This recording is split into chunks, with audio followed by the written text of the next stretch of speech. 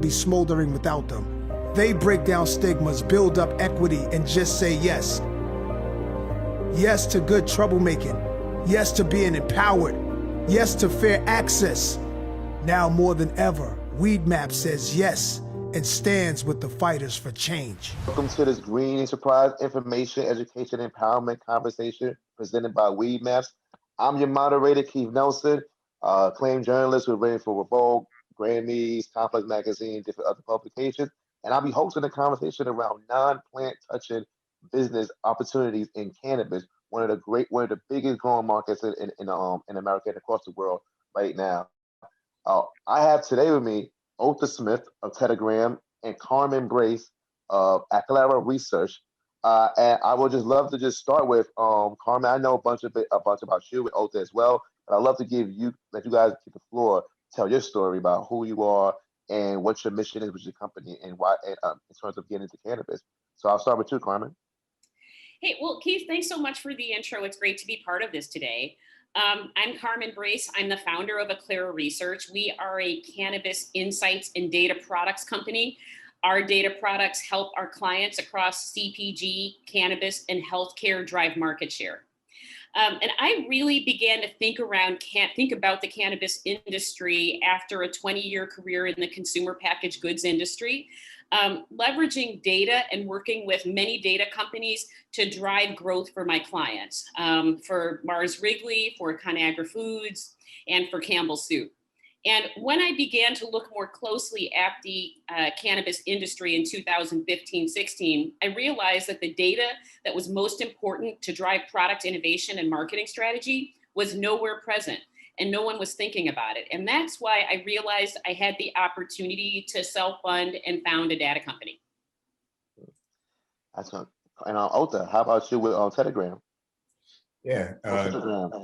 Yeah, thanks again for having me today. My name is Otha Smith. I'm the CEO and founder of Tetragram. And so Tetragram is a mobile app that we released in July of 2020 that addresses the immediate need, which is provides whether you're a medical cannabis patient or a recreational user or a CBD user for that matter, but it gives you the ability to keep track of which products you purchase, but more importantly, like the terpenes and cannabinoids associated with those products. And then you also can keep track of where you made the purchase associated with a medical condition and then share that with other people if you wish. You know, as I look at the market today, there's just so many products that you're presented with when you're in a dispensary. It's like, how are you going to know which product is going to work best for you? And since cannabis is still federally illegal, there's been very little research conducted on the efficacy of cannabis use. So it really leaves the patient, whether you're, again, medically or recreational, in an area where you're like unknown, right? Where you're actually trialing by error to see what products might work best and which ones won't. And since there's just so many to keep track of, there's no way you're going to be able to do so by memory.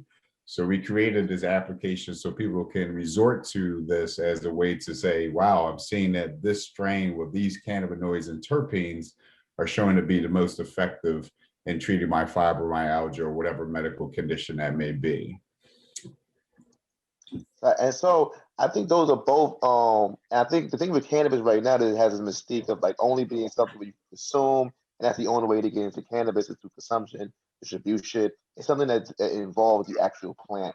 Whereas this is an industry that when it's now starting up and kind of really just getting its legs under it, there's going to be places, institutions, and things that aren't there yet, that are in industries as would be food and beverage that are already there, or as with things like mental health that are already there. So I feel like there's these open spaces that can be occupied by businesses like yourself.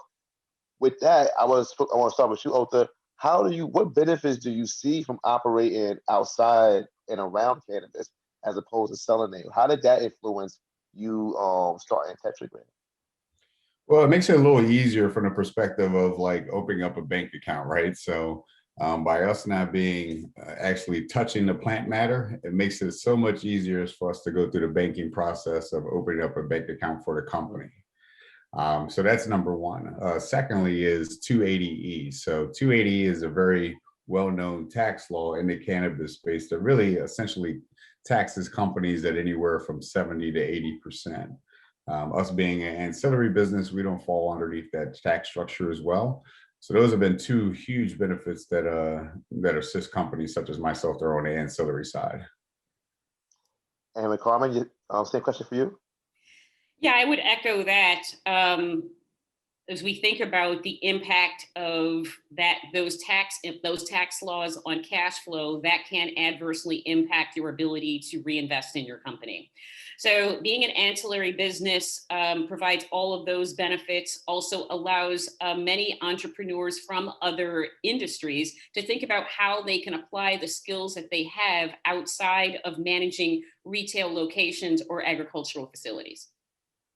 And with your company specifically, I kind of want to dive into a little bit about how if there has been any kind of between your previous work that you've done in the food and beverage industry, have you seen any commonalities or comparisons between like the consumptions or trends in the food and beverage industry as you've seen now studying and doing studies in cannabis? Well, I think that Otha's point around understanding what I'll call the right recipe for success for the products that work for your specific conditions to alleviate certain needs at the time of occasion is very similar to how food and beverage companies think about how their products fit in the context of consumers. So if you are a person, a healthcare consumer spanning, medical patient or within an adult use market, you have a need. It is to alleviate a level of anxiety or simply to relax. The ability to know which product best serves that need is the essence of how we calculate consumer demand within the food and beverage industry. So the work that Otha is doing within Tetragram is helping consumers figure out the right product that work for them. Similar to as something as mundane as laundry detergent, we all know the right one that we prefer that works for us. We can relate the analogy can be used for cannabis as well. And Otha, I'm not sure if we got to maybe I skipped it, but what was your business background before Tetragram? So prior to starting Tetragram, I've always been an entrepreneur at heart. I started my first company when I was in high school called Aggressive Detailing. And so that was a mobile detailing company that provided on-site services for dealerships, marinas, and so forth. So I've always had the bug. But in 2008, when a lot of things changed and a lot of that disposable income went out the window, I went to go work for the man, as they say. And so I took a job working for Constellation Energy. So I sold electric and gas commodities in deregulated states. And so I've always had like that sales background, which has really helped perform well as I jumped into the cannabis industry to establish relationships and so forth. And that's kind of what I love to kind of get at right now is like now that this is a new industry that's starting up, a lot of people don't even know that there are transferable skills from other industries that will help and work with cannabis, marketing, PR, like what you got to do in surveys and studying consumer insights.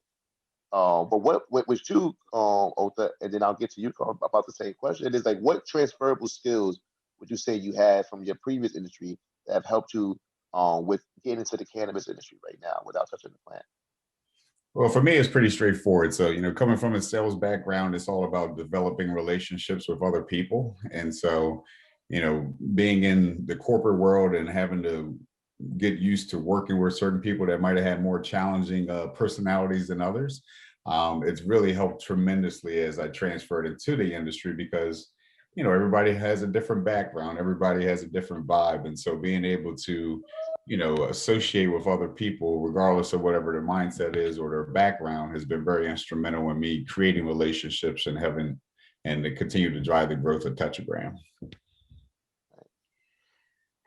I would say for me that throughout my career within consumer packaged goods, the most important element in meeting annual revenue strategic planning KPIs is the ability to satisfy consumer demand and create a product that consumers want to buy. And after many years of leveraging data to create the right products and marketing strategies that really resonated with consumers and led them to purchase products, I knew that this was a transferable experience that I had within traditional food and beverage that I could bring to this industry. I would challenge many of us. I think that many of us have a variety of skills, such as what both of us have talked about today, that can be leveraged to drive industry growth. It's not an easy road to understand exactly where one will fit within such a nascent and emerging industry, but the right amount of research will show you the path. And to that point, I feel like I want to address you specifically about certain things that I think is really going to hit the cannabis industry, and people have been big advocates of this being part of it from the start. Is social equity. As we all know, there has been for decades a racial disparity between cannabis convictions and over onerous laws that have targeted Black and brown people and locked them up at disproportionate rates. Uh, and Carmen, you are part of the national organization to reform marijuana laws. How, from your perspective, what do you see about the current state of social equity in cannabis? And how have you and the organization been working on to helping that become better in the industry? Well, I am fortunate to be on the board of directors for Chicago Normal, who played an integral role in developing the legislation within my home state of Illinois, the Cannabis Regulation and Tax Act. And the R3 initiative, Reinvest, Restore, Renew, was the most far-reaching legislation to date to expunge certain classes of misdemeanors, within the state automatically, and then to provide a special licensing program for those that had been convicted and were suffering as a result of that, to be able to get into this industry.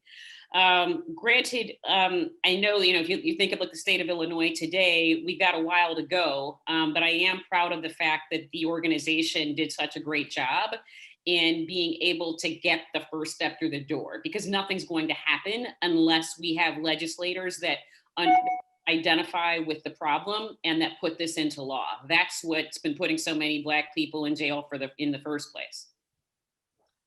And Otha, what is your view on the current state of social equity, and how are you following it? Yeah, so I mean, it's definitely being brought to the forefront, which needs to happen. I'm starting to see a lot of activity across the board where companies are starting to, put a certain amount of proceeds towards equity programs and so forth. So I like what I'm seeing. I'm just, it needs to continue to happen at a greater level. I think besides just, placing money in certain organizations and so forth is a good start, but we really need to start hiring more Black and brown people at the C-level and so forth, because, we bring a unique perspective like anyone from a different culture. And so when there's more people at the round table who are C-level executives that look like us, I think that will further lead the charge, because that will start to dwindle down in hiring more people to look like us. Because the majority of what I see, from a minority standpoint, is that we get hired at the entry level, but we really need to be escalated up and be given consideration for those other opportunities at, the C-level suite option. So, but in terms of the states, like I do see, and like Carmen said, I'll piggyback on that, like it starts with the legislation. So as we can start to have these legislative initiatives put in place, that would help drive a lot of that equity growth as well. So more to be done, but I like the momentum we're gaining so far. I also like to add to that from the investment standpoint, because when you consider the fact that in order to develop a sustainable business, one must have access to capital. And we don't have to look for, further than TechCrunch or Crunchbase to understand that as people of color, specifically Black people, those that have been writing the checks have not potentially seen us as those that can deliver positive EBITDA over time. That must change. And I think that time is now for the efforts that we are putting forth, as many of us, certainly myself included, have been self-funding our businesses. Now is the time to really change the perspective of those within the VC, angel, and family office front. Yeah, I couldn't agree more with you, Carmen. Couldn't agree more. And to go off of that, I wanted to know from your perspective, how do you feel? How has it been trying to raise capital for your companies in this cannabis space? And do you feel like there may have been any sort of racial roadblocks that may have happened that you can speak to? I'll start with you, Carmen. Well, what I am aware of is that there are less than 90 Black women that have ever raised more than $1 million or less. And that number has doubled within the last 2 years when people began to really take a look at that. There's nothing else you have to say. It's ridiculously disappointing. That's across every industry. So I am cognizant of that, but still remain optimistic that with the additional effort that is clearly required, that I, as well as many others, will be successful in our endeavors. And Otha? Yeah, and I agree. Like, I think it results back to like what we heard Carmen's earlier point, where there just needs to be more people that look like us at the investment table. For us, it has been a little bit of a challenge as well, just because we are a minority-ran company, and I would like to say we're probably the only Black-owned software app company in this cannabis space. So it has been challenging. You know, one of the things that we witnessed, unfortunately, is that myself as the CEO and founder of Tetragram, of course, I'm an African-American, and my two business partners, one being African-American, and then we have one partner who is a Caucasian. And there have been times during investor conversations that we can start to see the energy shift towards our white counterpart, as opposed to me, who is, typically the pitch man of the company. And so, there is a long road to go ahead. But this is just some of the feedback that we're starting to receive. But overall, it's been more positive than negative, I will say. And Otha, before you started Tetragram, what did you see? Were there any personal stories or testimonials or anything you saw that made you feel like this was a need in the market? That's a great question. So in 2003, I was involved in a car accident that nearly took my life. I fell asleep at the wheel and was ejected close to 100 feet, landed on my head. And so I have a beautiful 6-inch, 34 plus staple scar on the top of my head to remind me just how precious life is. And so getting out of the hospital, like most, I was prescribed opioids. And after 2.5, 3 years, I became dependent upon them.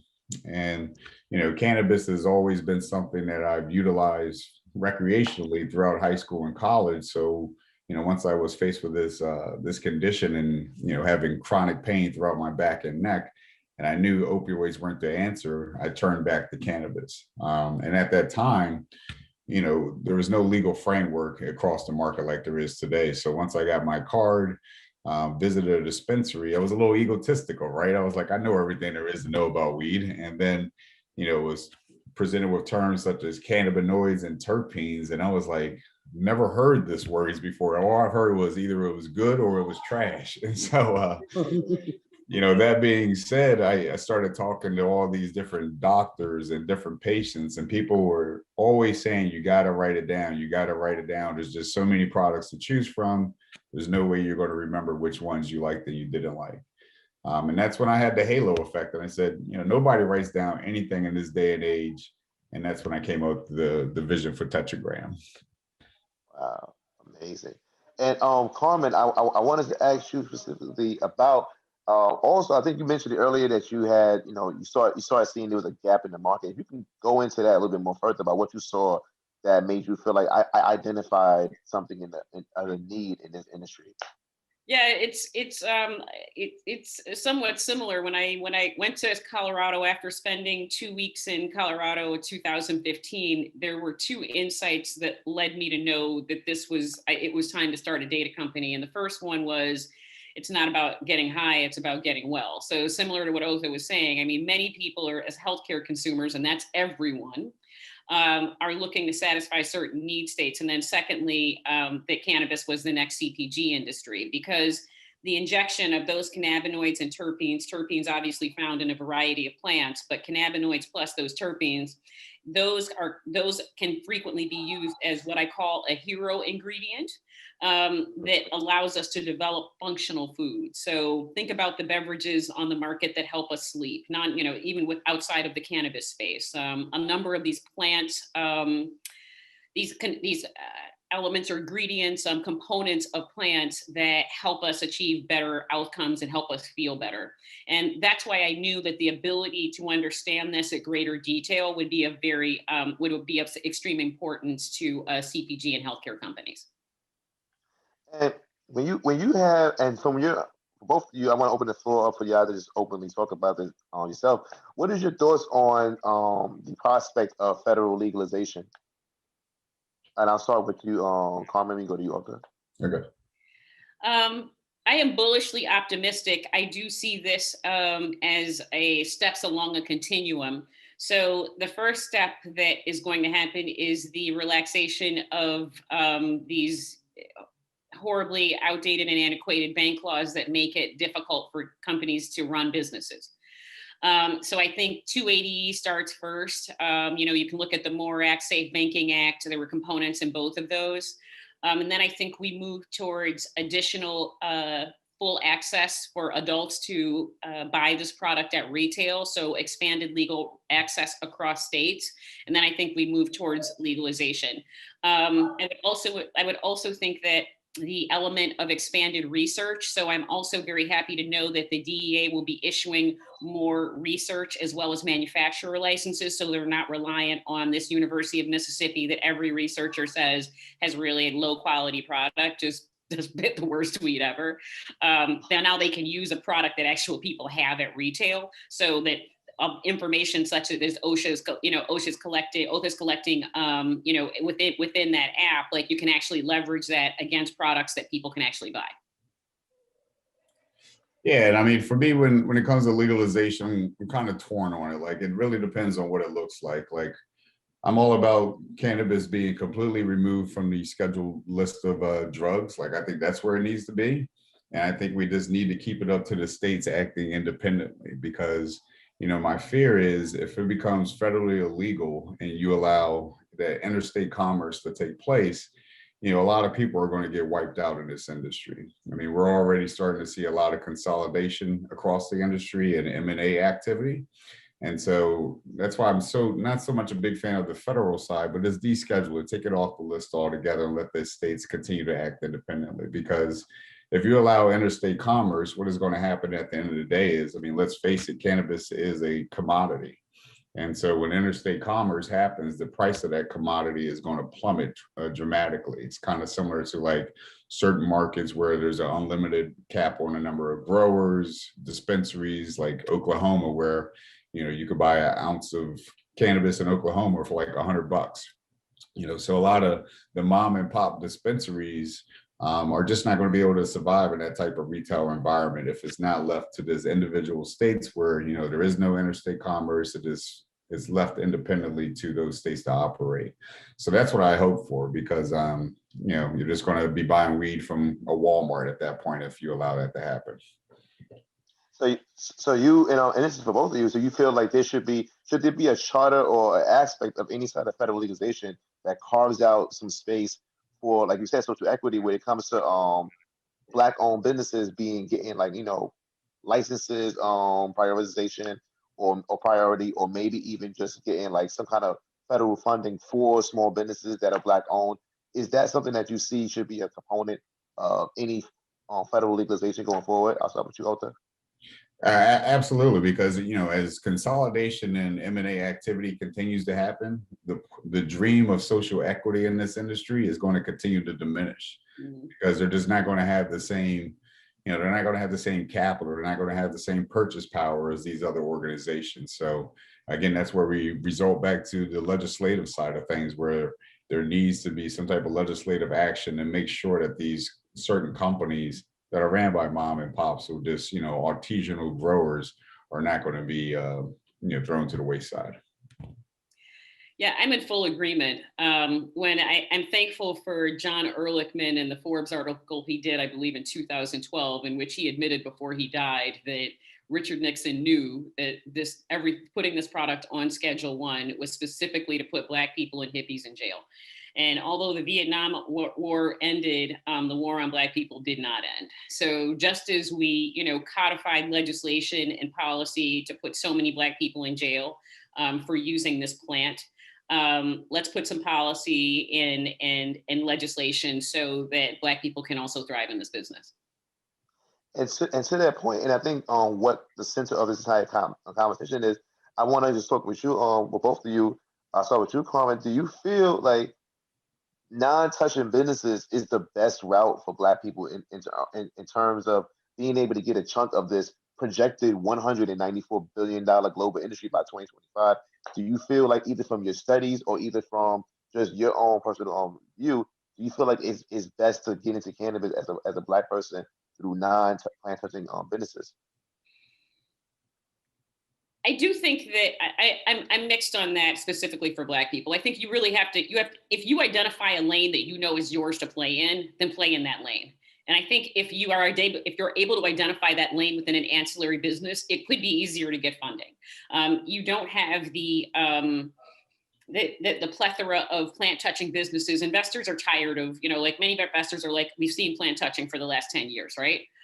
So what else is out there? If you have another lane, I think it's worthwhile to play it, but I think it's just got to be the lane that works for you, because being an entrepreneur, whether Black or anyone else, like we all got, this is no joke. Like, it's very, very hard.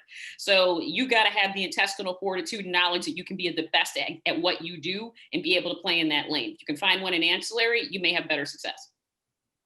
Yeah, I agree. I wouldn't pigeonhole ourselves to this ancillary side. I really think that this boils down to, what is your skill set? What are you good at?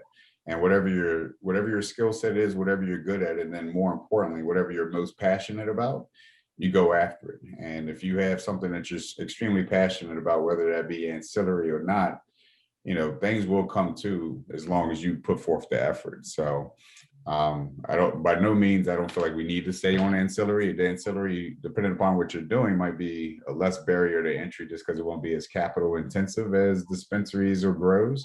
But I just, go with your gut on that one when it comes to what business you want to play a role in.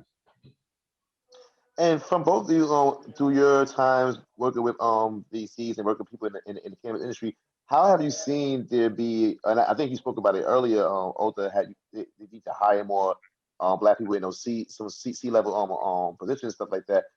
How do you see a lot of people on the ancillary business, even on a plant touching business? Have you talked to or been in those circles with a lot of Black entrepreneurs in the cannabis space? Like, how do you see the representation of Black people in that kind of space? It's definitely growing. I definitely see a good majority of our Black and brown sisters really working on the infused dinner side, or infused cooking side, because let's face it, we know how to throw down, right? And so I think it just comes natural there for us to play a role in something with food. So I've seen a lot of growth in that area for Black and brown, and then there's also the entertainment side too. We like to dance, we like to have a good time. And so there are ways that we can marry two together. So I've seen a lot of growth in those two sectors. As I think about what I'm seeing across the industry, I'm reminded of the parent company, particularly, right? So if you look at that board of directors, there's a fair level of diversity within that company as they create this SPAC, as they create like a new entity that is also focused on investing in people of color founders. So I think that's a good movement for me. And of course, anything Jay-Z touches seems to turn to gold. So so when I think about that, I'm encouraged by what I'm seeing there. I'm encouraged by a number of like CMOs that I'm seeing across multi-state operators. Not simply with diversity inclusion, totally want that too, but I want to see more within line and operations management. And I am seeing more. I think that's a result of everything we've been through as a world after George Floyd's murder last year. So I know we're seeing forward progress, but we really need to accelerate, because we don't have to go further than the Gallup organization or others to know that diversity is not just a nice to have, it brings better business results. So if you're really, really focused on delivering shareholder value, make sure that those that are making the decisions represent the world. Gotcha. And I kind of want to now speak to you both about certain things that your businesses have been able to glean from the cannabis industry. So for you, Carmen, I know you recently did a study. You your Aclara Research and Mars Agency partnered on to study cannabis shoppers' habits in the legal markets and how cannabis legalization is changing shopping behavior. What kind of insights did you glean for that showed about how cannabis legalization is affecting shopping behaviors? Well, the work that we did with our agency partner, the Mars Agency, really focused on how expanded legalization of cannabis impacts shopping behavior. And we really, and through that work of shopper journey and understanding, we were able to identify a number of the need states and retailer communication that converted shoppers to make their trip at a certain retailer of choice. I appreciate you bringing that up because it's that type of work that actually led us to our partnerships with two of the world's global data companies, Nielsen as well as Ipsos, to develop data products that are scalable, that help us really understand how consumers are making decisions in home, their attitudes and behaviors, and how they're shopping. And for you, Ota, I'm not sure. Maybe you could say, do you when you have these insights from these patients and people who are sending their journaling their effects and how these affect them, do you segment, or is it in a way for you to see if there's like by gender or by demographic or by ethnicity at all? So not currently. The first version of Tetragram that we put out, our MVP, was a very light touch in the sense that we didn't want to ask the consumer for too much information. A lot of people today don't feel comfortable really providing so much information.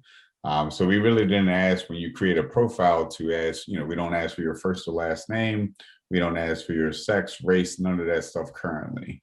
That's something we will be developing in version 2, but with the data that Tetragram is starting to collect, is data that this doesn't currently exist today. Like we pulled a report last week that was really phenomenal. We wanted to see what people use cannabis more for the most, like what was their medical condition. And to no surprise, in 2020, anxiety was the #1 symptom people selected for using cannabis. And I mean, 2020 was filled with anxiety, right? And so, with the data, I'm able to see, okay, so anxiety was the #1 symptom people use cannabis for. And then I can drill that down and say, what was the consumption method most common with that? And so inhaling was the most common. Then I can drill it down to what was the device used? Was it a blunt? Was it a joint? Was it a vaporizer? And then more importantly, I can see what products they use and how they rated it working very effectively or not effective. So, the data that we're starting to collect is very exciting because it's, ultimately we built Tetragram to empower the community so that, if you're somebody in a dispensary, a staff member, you can look at the data that we're collecting and say, wow, 3,000 people have used this product and it has X, Y, and Z cannabinoids and terpenes, and it's worked well for X, Y, and Z medical condition. And of course, from the patient's perspective too, they're understanding what is working too. So it's a really, really great data that we're capturing that will help enlighten everyone at the end of the day. Right. And I'm not sure if you both seen, but recently, I think it was recently there was the cannabis stocks exploded on the market because of Biden and his administration kind of signaling that they want to do decriminalize cannabis on the federal level. And the CEOs for major corporations like Tilray and Canopy Growth have said that they expect federal legalization, not just decriminalization, but full legalization by either as early as this year and as late as early next year. What is your thoughts on that, and what is your roadmap or timeline for federal legalization, Ota? So, I mean, I don't think it's going to happen that quickly. Biden has a lot on his task right now. I know cannabis is something that they're very focused on, especially with Kamala being by his side.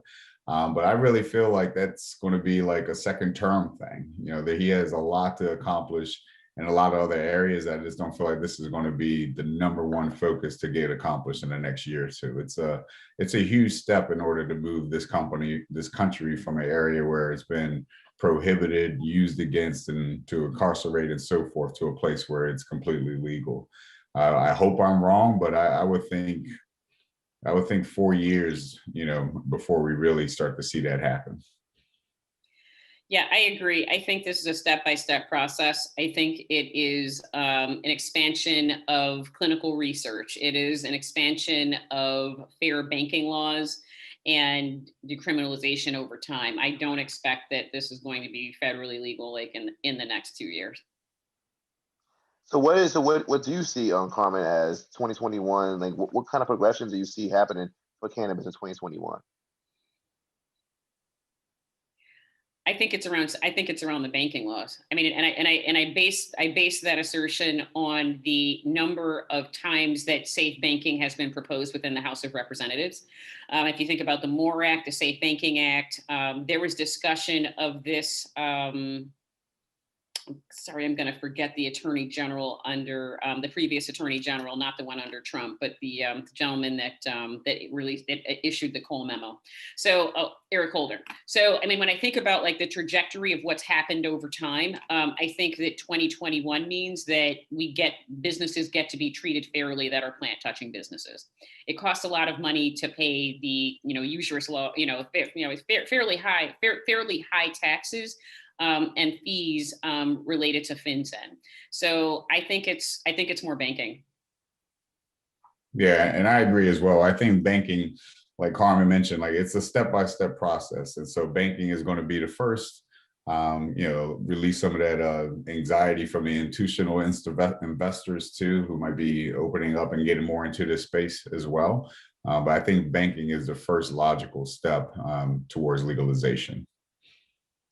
And let me just get it from you guys, just your views on this. I kind of want to just get not magical and not something that's out of this world, but just give me an idea of what do you feel is something that is necessary, something that you want to see.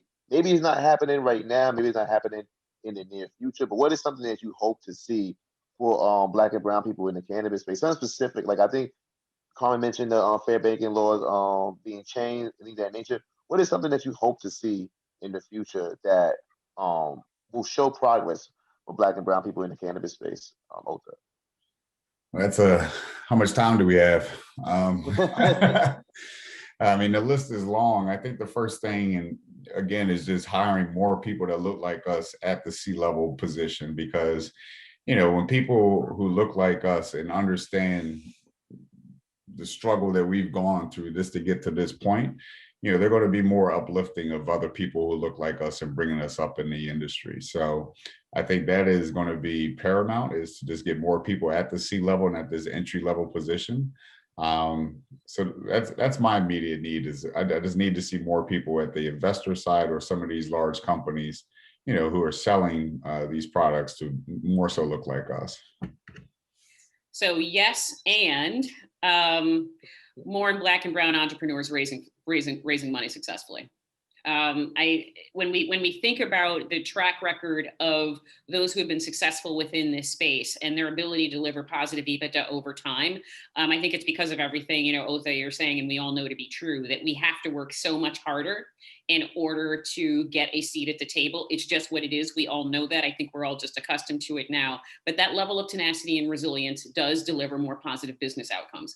And when we have the opportunity to raise capital at the level that we need so that we're not operating underfunded businesses, we can deliver positive growth for our shareholders. So yes, and. And I would also like to add too, like, I'm sorry, one thing I just also want to add too is an accelerator program. So I would like to see more like accelerator business startup programs that are specifically catered towards our industry too, our people, more so, because, we have the insight, we have the know-how, but sometimes we just need a little assistance that, we didn't gather because we weren't able to go to college or so forth. So, providing a training center that is focused on getting my minorities into the industry, I think will be very impactful as well. I'm going to add specifically sorry. No, go ahead. No, please add. Keep going. So as I think about that, we just completed a Boston Consulting Group had launched an incubator for people of color founders, not necessarily for specifically for cannabis, but they sponsored a group called the Majira Project. And the level of the level of expertise, the level of funding, the level of access that we had that was able to help us take it to the next level in the past 4 months as a result of Majira, as a result of Carrie Bowie, the founder, and of course the sponsor of BCG, was unparalleled. So I think like those types of organizations identifying the problem that has been, depressing GDP growth, because racism is a GDP problem. If we're able to work with more organizations like that, with great leaders, such as the Majira Project, we can deliver tremendous value and growth. So I think that I feel that this is a great place to wrap this up and kind of, we had some great conversations, some great chats, some great insight. I feel a lot of these people who are watching this will be able to understand that this industry is huge. This industry is big, but this industry is still developing. There's still places that you can grow in, but there's also places that have their growing pains at the same time. So I just wanted to say, if you have any closing statements and where people can follow you and what you got coming up. Yeah, so I just like to appreciate the time I've had here today. My main thing is, people ask me all the time, like, what should I do? How should I get involved in the cannabis industry? And I always put that back on them and say, well, what do you like to do? Because even though cannabis seems like an intimidating, big, well-oiled machine, it really isn't. I mean, the industry is still so much in its infancy that there's so many ways and so many areas that people can carve out a niche for themselves. They just have to find the time to do so. So, to anyone who asks, how do I get in the industry? I tell them, what do you like to do? And what are you most passionate about? And, take it from there and then move forward. With Tetragram, we could be followed on all of our social media at the Tetragram app, where it's free to be downloaded on iOS and Android devices. So please check it out and follow us. Yeah, I think that's good advice to think about where is your professional expertise? What do you know that you do better than anyone else, and start there. And we are happy to continually communicate with those on what we're doing at Aclara. We can follow me on LinkedIn at Aclara Research or at Carmen Brace. And I want to say thank you all, Carmen Brace. I want to say thank you for your time. Otis Smith, thank you also for your time. And I want to thank everybody for logging in, checking into this beautiful, wonderful chat. And I hope we can continue this conversation beyond just this year and go in the future forward for Black and brown people in the cannabis space. Thank you.